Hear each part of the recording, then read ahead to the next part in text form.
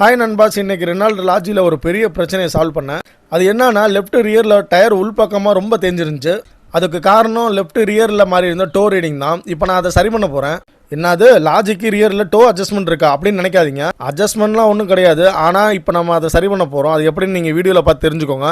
ரியரில் right side reading கரெக்டாக இருக்குது, left side மட்டும்தான் மாறி இருக்குது. அதனால் இப்போ வீலோட பின்புறத்தில் பார்க்குற இந்த 4 போல்ட்டை லூஸ் பண்ணி தான் நான் அதை சரி பண்ண போகிறேன்.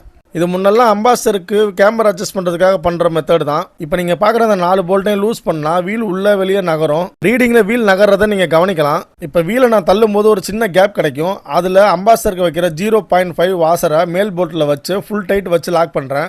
இப்போ ரீடிங்கை பார்த்தா எல்லாம் பெர்ஃபெக்டாக இருக்குது. ரியரில் எல்லாம் கரெக்ட் ஆகிடுச்சு. ஆனால் ஃப்ரண்ட்டில் டோ ரொம்ப மாறி இருக்குது. இதுக்கு காரணம் ரியரில் நம்ம சிம்மு வச்சதுனால தான். இந்த காரில் டோ மட்டும் தான் அட்ஜஸ்ட் பண்ண முடியும். நான் ஸ்டியரிங்கை ஷேக் பண்ணி சென்டர் வச்சு ஸ்டியரிங்கை லாக் பண்ணுறேன். பிறகு மாறி இந்த டோ ரீடிங்கை சரியாக கொண்டு வர என்ட்ராய்டை லூஸ் பண்ணி அட்ஜஸ்ட் பண்ணுறேன்.